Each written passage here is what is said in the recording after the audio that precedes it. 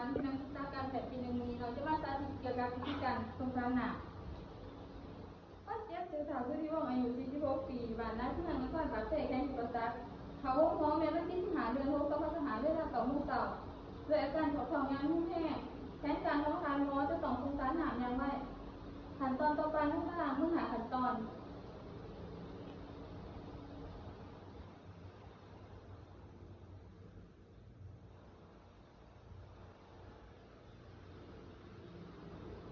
ต่อไปให้เกี่ยวอุปกรณ์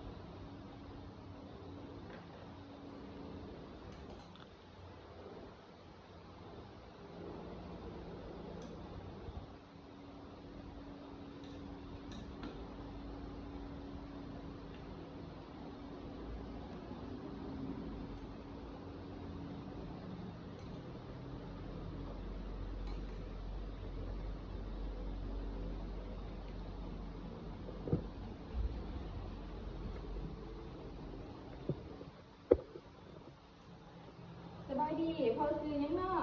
ซื้อที่โรง อายุจักปีล่ะ มีที่โมกี อีหว่าได้เด้ มาไม้เมือง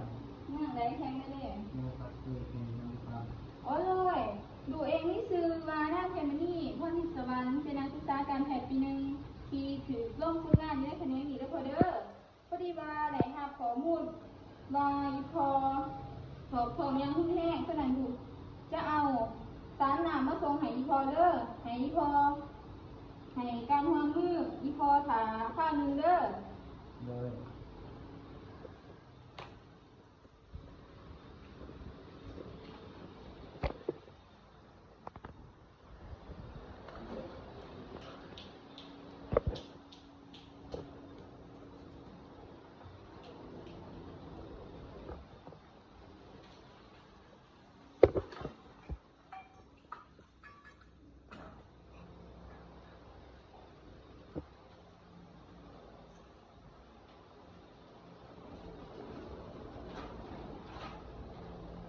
ต่อไปให้จะมาล้างนี่แบบอันตัวนี้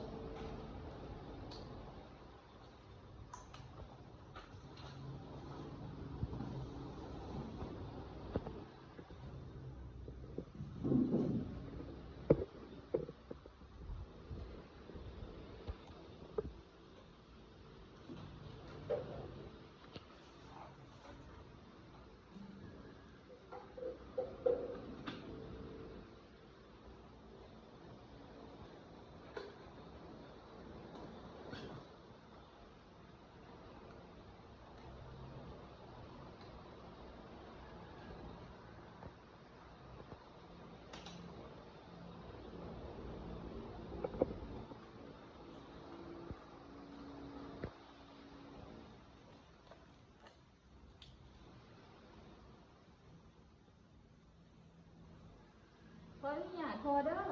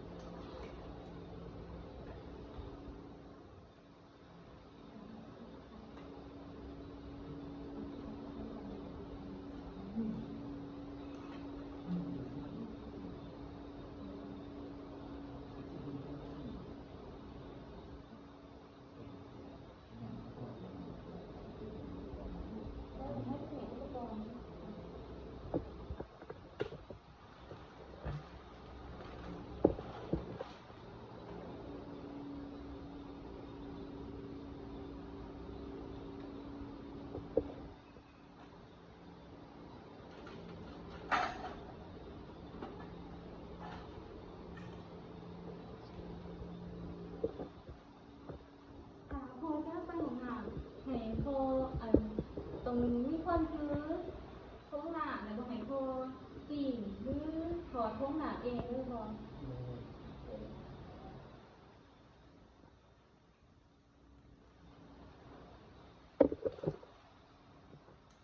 แล้วก็ต้องตารางไม่เหลือโกง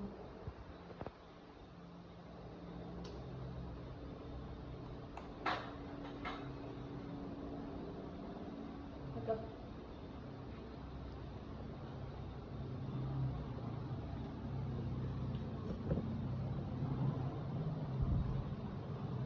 แล้วก็เดี๋ยวสามารถมันคือประวัติคนเจ็บเนาะ